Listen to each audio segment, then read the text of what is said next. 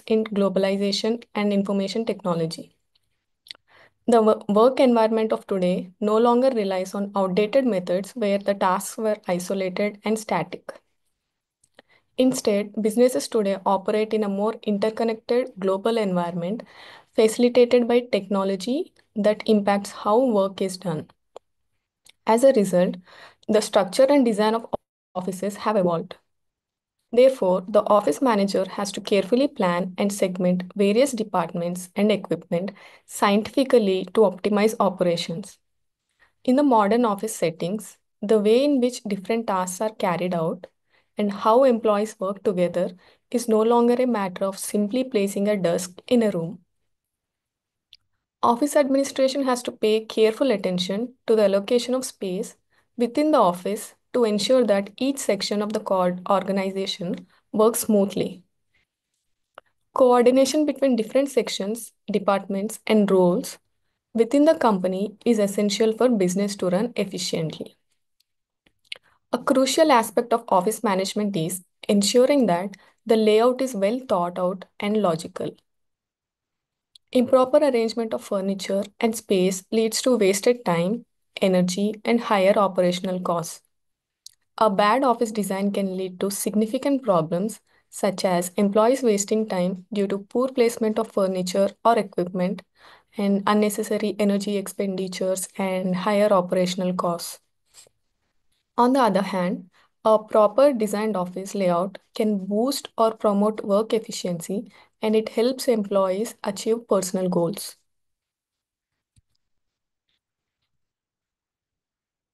Meaning and definitions of office layout. What is office layout? Office layout means the systematic arrangement of office equipment, machines, furniture in the available floor space for providing adequate space to office personnel for regular performance of work with efficiency. The goal of office layout is to create a work environment that helps employees be productive and comfortable. This means organizing the office space so that all necessary resources are easily accessible and that there's enough room for movement and communication. It also involves considering how different departments or teams are placed to allow for smooth interactions and coordination. Littlefield and Rachel defined office layout as the arrangement of office equipment within the available floor space to provide maximum effectiveness and the coordination of different recording and communication components into an efficient and attractive unity.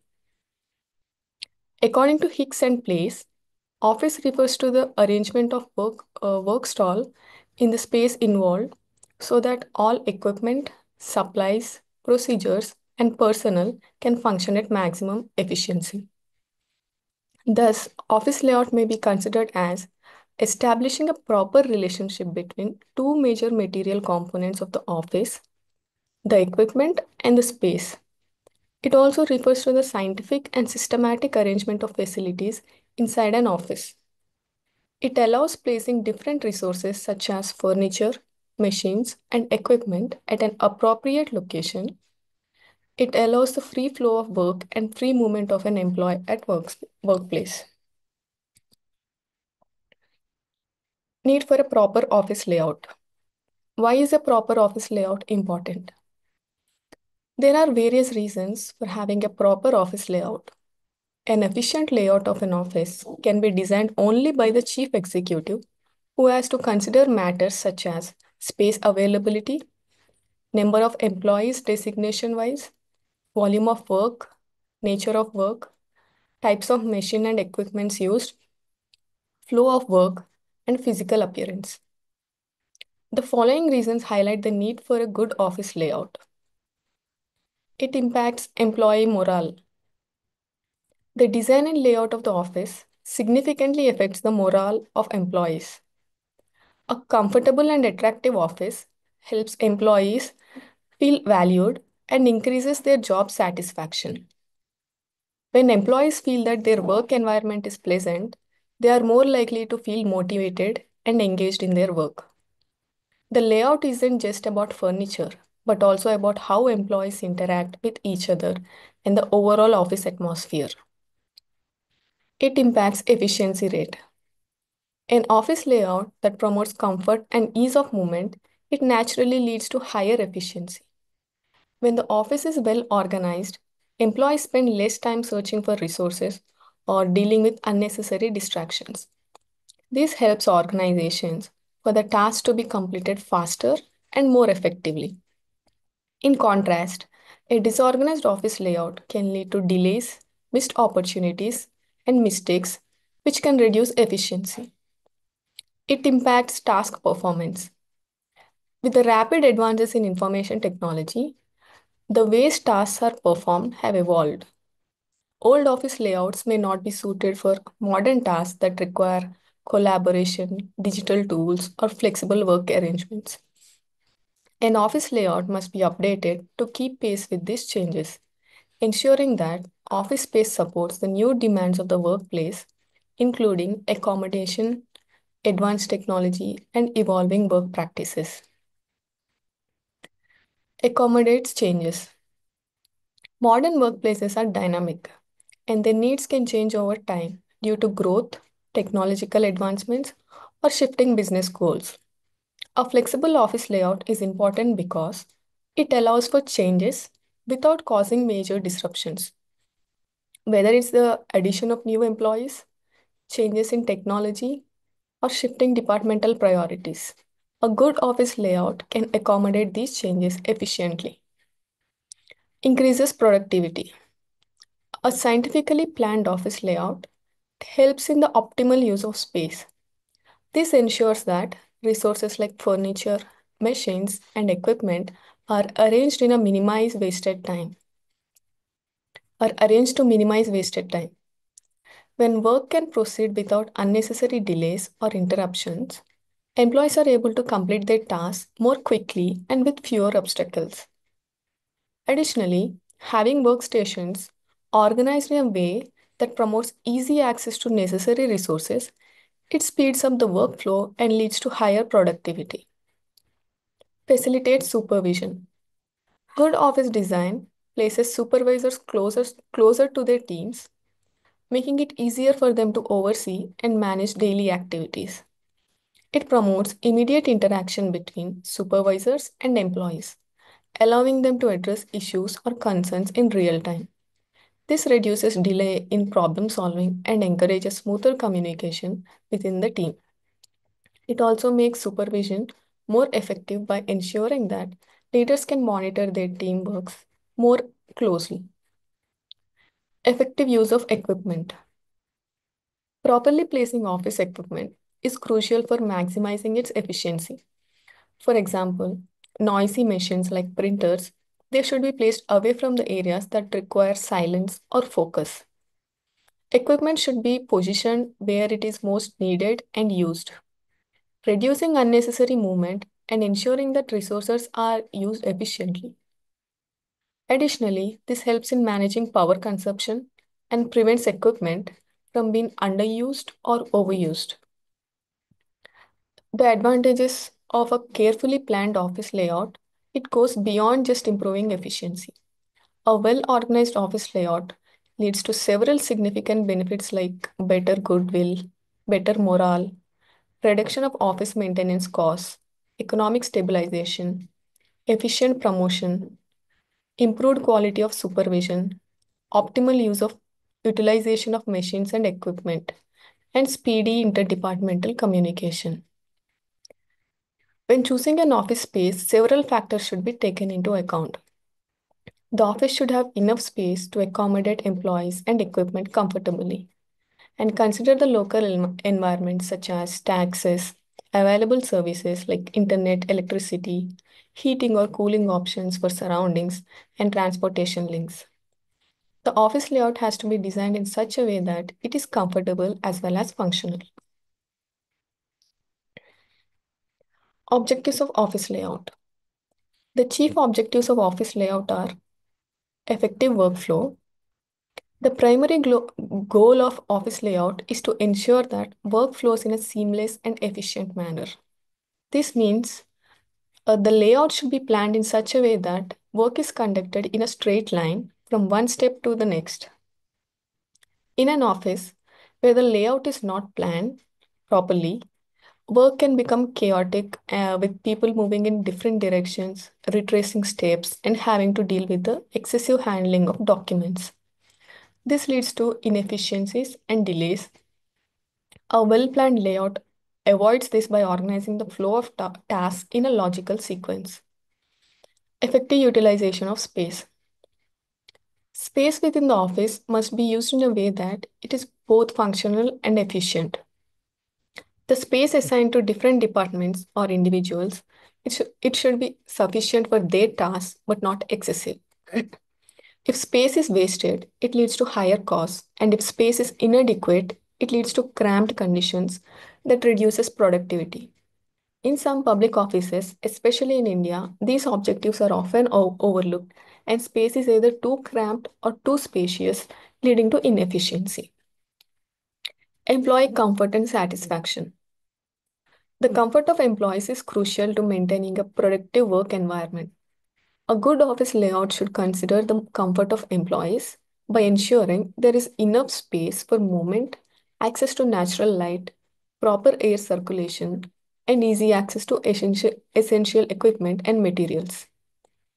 Poorly arranged office furniture, excessive clutter, and obstructed pathways can make it hard for employees to perform their tasks efficiently. Additionally, the layout should ensure that supervisors can easily view and interact with their team while also providing privacy where needed. Favorable impressions for clients and visitors. An office layout is a reflection of the organization itself. A well organized, aesthetically pleasing, and efficient layout, it gives visitors a positive impression of the office and the company. If visitors find the space cluttered, difficult to navigate, or uncomfortable, it could lead to a negative impression of the business. Thus, the design also should be welcoming for clients, providing an environment that enhances the company's image. Facility of supervision. The layout should make it easy for managers and supervisors to monitor and supervise their teams. This includes providing clear guidelines for supervisors to observe employees. A layout that is scattered or disorganized can make it difficult for supervisors to manage the office effectively. Flexibility for various needs. The layout should be flexible enough to accommodate changes in office. Offices often face changes in staff, job requirements, workflows, and the volume of visitors. A layout should be adaptable to these changes, such as moving departments, shifting personnel, or handling a sudden influx of visitors. In fast changing environments, it is important for the layout to allow for adjustments without requiring a complete redesign. Balancing capacities of equipment and staff at each stage in the flow of work. Finally, a well-designed office layout should balance the available equipment and the number of staff. The layout should ensure that equipment is properly assigned to the employees based on their roles and job requirements. For example, if certain equipment is underutilized because it is placed too far from where it's needed, it reduces the overall efficiency of the office. The aim is to optimize the relationship between material resources like equipment and furniture and human resources to ensure maximum productivity. Principles of office layout. The principles of office layout are the guidelines or the best practices that have been developed over time to ensure an effective and efficient office environment. These principles are based on past experiences of office managers. Some of the important principles include efficient workflow. Work should flow continuously forward in a straight line from one task to next to minimize inefficiencies. This reduces unnecessary movement and speeds up the work process. Group related functions together. Departments or functions that are related to each other should be located near each other. This reduces the amount of time spent moving between departments and it helps streamline communication. Systematic arrangement. Desks and furniture should be arranged symmetrically, especially for employees in supervisory roles. Angular placements of desks and chairs should be avoided unless required for specific managerial functions. A well organized, symmetrical arrangement helps improve aesthetics and provides a sense of order in workplace. Centralized services. Centralized resources should be placed near the departments or individuals who require them most. This helps reduce the time spent moving between departments to access these resources. Uniformity in furniture size. Ensuring that office furniture and equipment are of uniform size. This creates an orderly appearance and allows for smooth interchangeability when needed, which is especially useful in large office spaces. Optimal space allocation. The space allocated to each employee or department should match the needs of the task being carried out and should also ensure comfort. Too much space can lead to wasted resources, while too little space can make employees feel cramped, reducing their productivity and satisfaction. Wide aisles. The layout should ensure that aisles and walkways are wide enough for employees to move freely without bumping into desks or each other. This enhances comfort and productivity by allowing easy access to different parts of the office. Uniform orientation. In most cases, employees should face the same direction to promote concentration and uniformity. The exception to this rule is for supervisors or managers who should be seated at the rear of the office layout to oversee the work of their subordinates. Noise control and minimal distractions. Office areas that contain noisy equipment or machinery should be separated from quieter areas. For instance, printing or copying machines, which can create noise, should be placed away from employees engaged in tasks requiring concentration. Proper lighting. Employees should not face directly into a harsh light source, as this can cause discomfort and reduce productivity. It's best to position desks so that light comes from above and slightly behind, creating a comfortable working environment. Visitor access. Departments that frequently have visitors should be placed in easily accessible areas. However, they should also be separated from areas where confidential or sensitive work is carried out, ensuring privacy and security. Ventilation and lighting. Wherever possible, employees should have access to natural light and fresh air. This improves their well being, enhances mood, and boosts productivity. Office should be designed to allow natural light to reach all workstations. Flexible seating arrangements. Office seating arrangements should be flexible to accommodate changes in the workforce or tasks. Offices with larger rectangular blocks of seating arrangements can make it easier to change seating layouts as needed without major disruptions. Process of office layout. The process of designing an office layout involves several stages, starting from who is responsible for layout to how it should be done. These steps ensure that office layout meets the needs of both the employees and the organization as a whole. Who should handle the layout? In large organizations, the layout job is usually handled by a specialized department such as the planning or methods department. In smaller offices, the office manager or a related functionary takes on this responsibility. Some companies may even hire layout experts to design the office space. When should the layout be done? The ideal time for office layout design is during the early stages of setting up the office, such as when designing or selecting a building. For ongoing offices, layout changes are often necessary when there are significant changes in the staff, procedures, or equipment. Even without any major changes, it's a good idea to review the office layout every 2 to 3 years to ensure it remains effective and efficient. Steps in office layout planning. The layout planning process involves a few key steps. Step 1, discussions with supervisors. The person responsible for the layout should consult with each department head or supervisor to understand their space needs, workflow requirements, and potential future changes. Step 2, Blueprint preparation.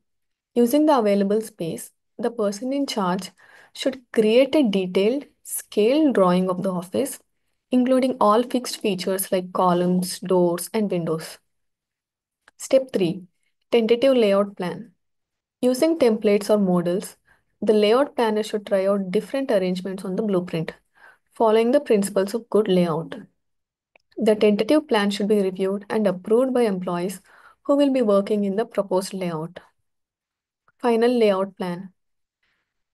Once the layout is approved, the final layout should include labels for the equipment and workstations. The layout should be clear and organized, minimizing confusion. Open and individual offices. Open office system. In an open office, employees work in one large shared spaces rather than individual room. It's becoming more popular in places like railways, post offices, banks, insurance companies, and some industries. However, government offices still tend to use private offices. Advantages of open offices. Cost efficiency. There are no walls or partitions.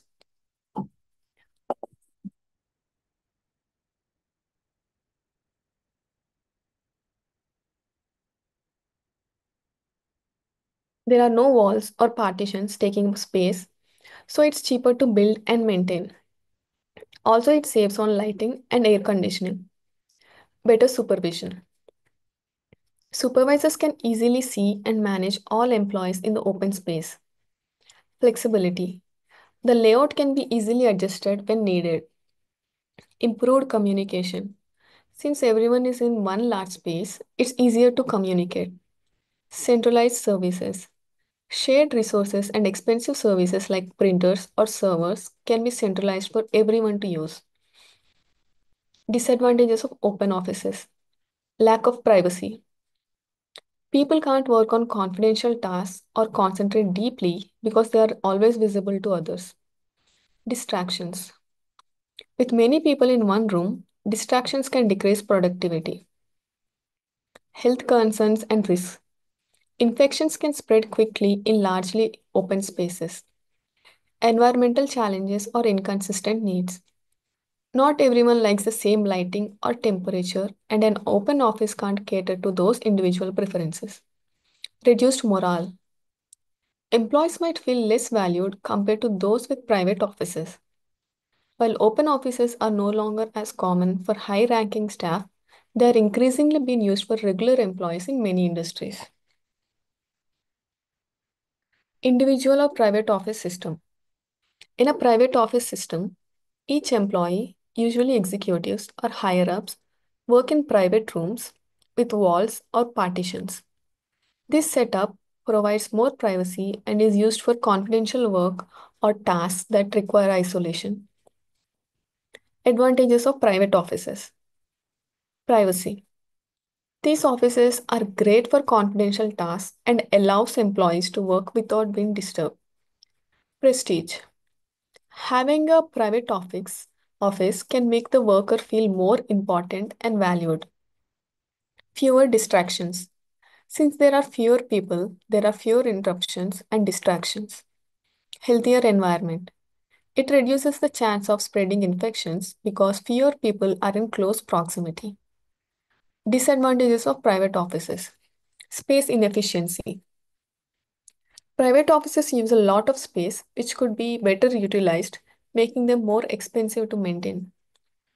Limited supervision. Supervisors can't easily oversee workers because they are not in the same room with them.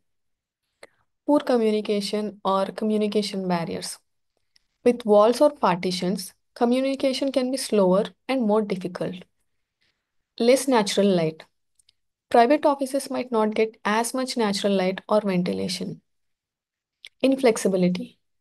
It's harder to change the office layout quickly when needed. The current trends. Today, many organizations are moving towards the open office system, but with the adjustments to improve privacy and communication. These innovations include use of screens and low height walls to block visibility, using noise reducing measures, and this approach tries to combine the benefits of both systems, the open layout for better communication and individual privacy aspects for certain tasks. So we have completed block 3. Now let's discuss block 4, communication and records management, which consists of 5 units. And today let's look into the unit 7, office communication, correspondence and filing. I'll be explaining the remaining units in the next classes. Office communication and correspondence. According to John Millett, communication is the bloodstream of administrative organization. The effectiveness of an organization heavily depends on how well the communication works. Meaning and importance of communication. There are many definitions of communication. For example, Littlefield and Rachel define it as the process of conveying messages. Newman and Summer describe it as the exchange of facts, ideas, opinions, or emotions between two or more people. Millett views it as the shared understanding of the shared purpose. Role of communication in organizations. Why is communication crucial? Communication facilitates coordination and control. It motivates members to perform assigned functions. It enhances teamwork and cooperation and is essential in large and complex organizations. Communication is a process of turning observed events or conditions into data, which is then organized into information and transmitted to others. For communication to happen, a message must be created, transmitted, and understood. It's a continuous and systematic process that involves telling, listening, and understanding to ensure that everyone is on the same page.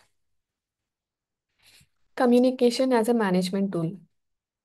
Communication has become more important in today's world. The modern era has been shaped by communication advancements impacting every aspect of human activity, including how public offices are managed. The power of communication as a management tool is immense, and it's not always easy to recognize its full potential.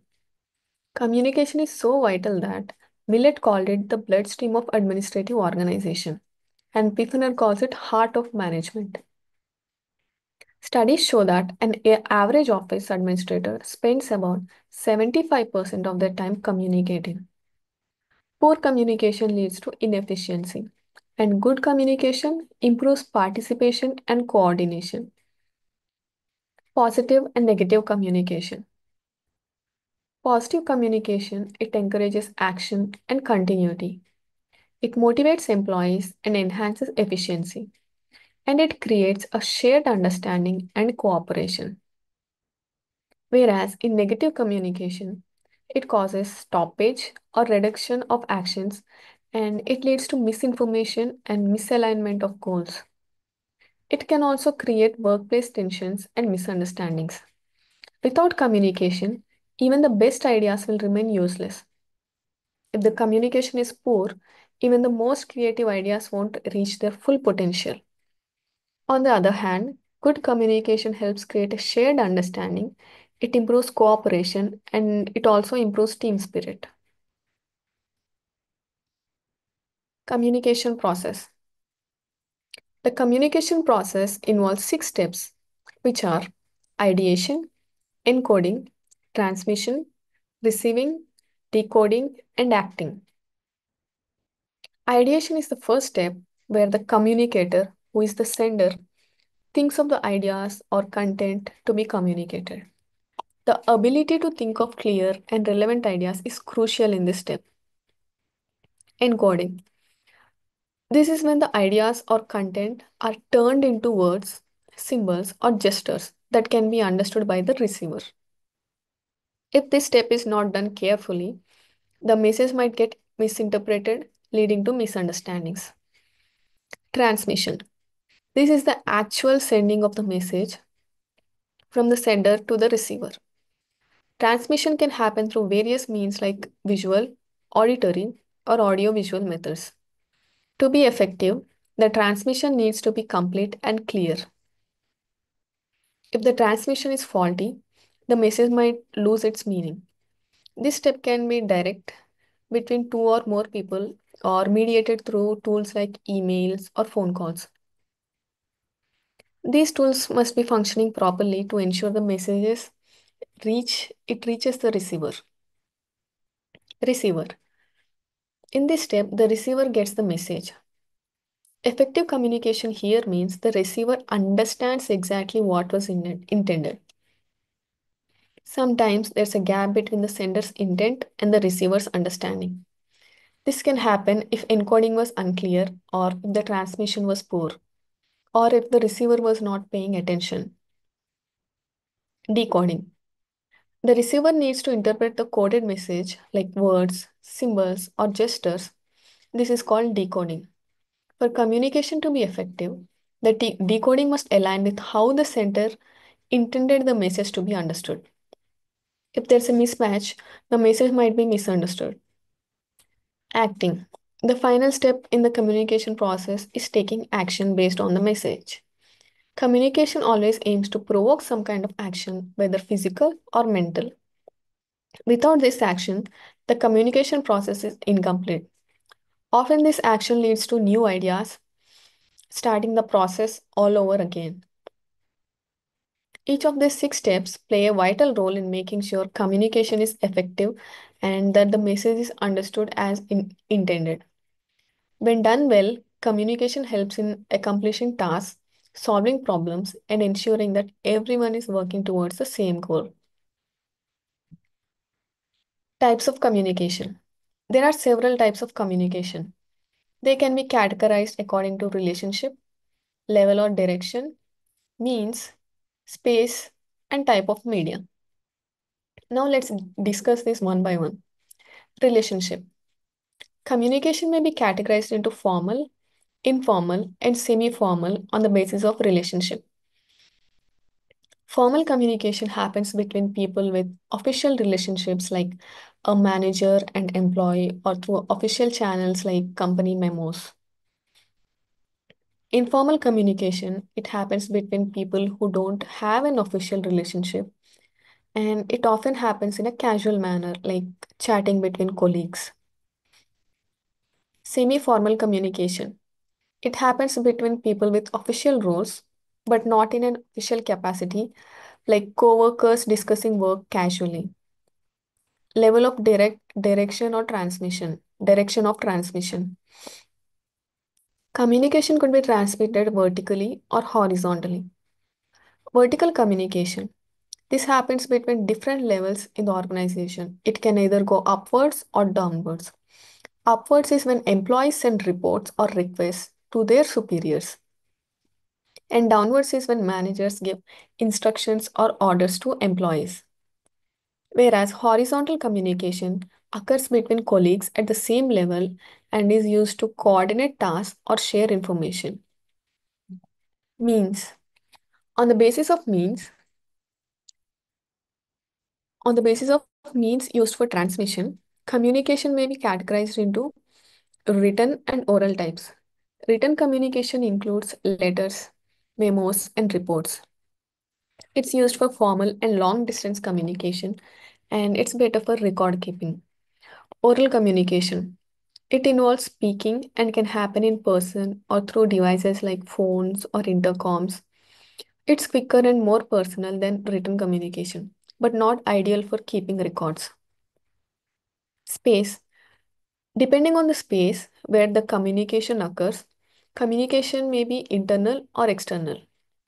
Internal communication occurs within the organization between the employees, and external communication happens between the organization and the outsiders, such as customers, suppliers, or the media.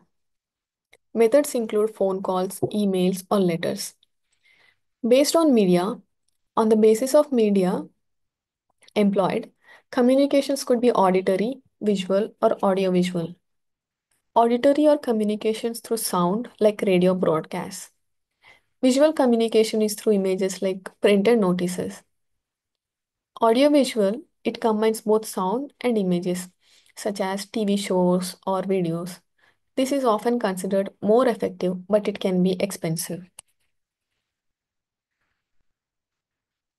Communication devices. Gone are the days when face to face talk or conversation was the principal means of communication. With the rapid advances in technology, innumerable mechanical devices are increasingly being employed for purposes of office communication. Some of the important among these devices are cell phones, mobile phones, tabs, telephones, staff location devices, pneumatic tubes, conveyors, teleprinters or teletypewriters, telewriters or teleautographs, telefax, television, picture phones, commuting, and internet. Barriers to communication. Content barriers. It includes problems within the message itself, such as unclear language or using complex words that confuse the receiver. Also, when official messages are in difficult languages or too long with unnecessary details, they fail to communicate clearly. Transmission barriers. These are the issues related to how messages are sent, like using wrong communication method. Example, sending a written message when an oral one is better, or technical problems like broken phones or computers. Context barriers. These are the problems related to timing or the situation, such as messages being rushed, sent too early, or too late. Also, in large organizations, the communication can become impersonal and lose its effectiveness.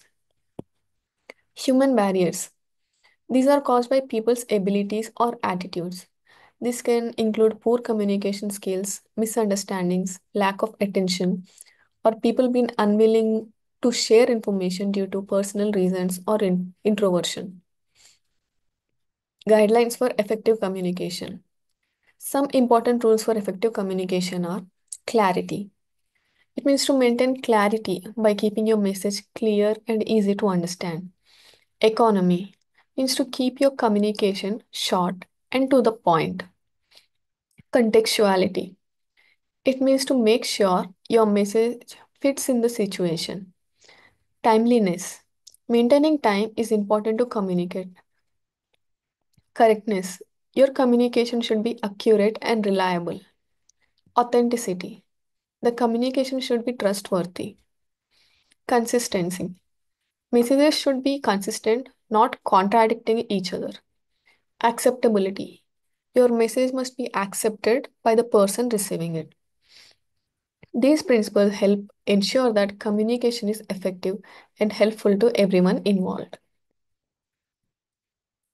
Forms of correspondence. The different forms of correspondence are letters. Letters are common for formal communication between offices, organizations, or the public.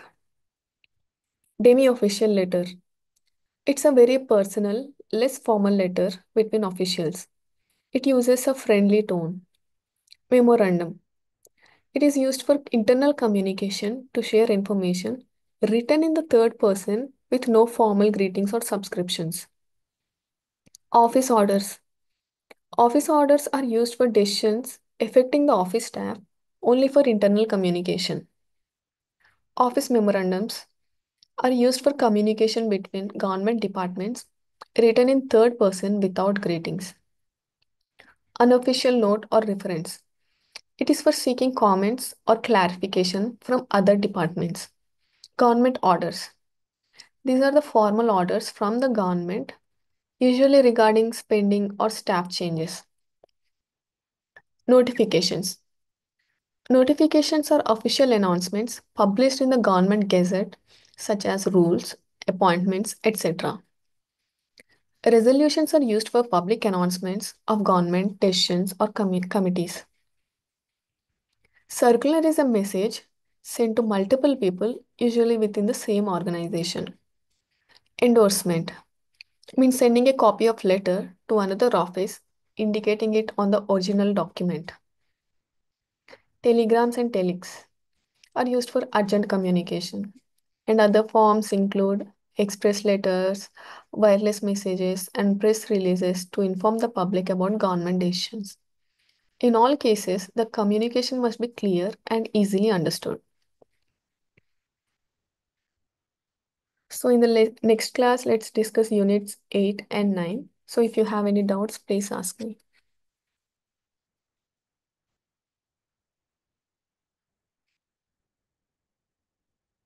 So, thank you.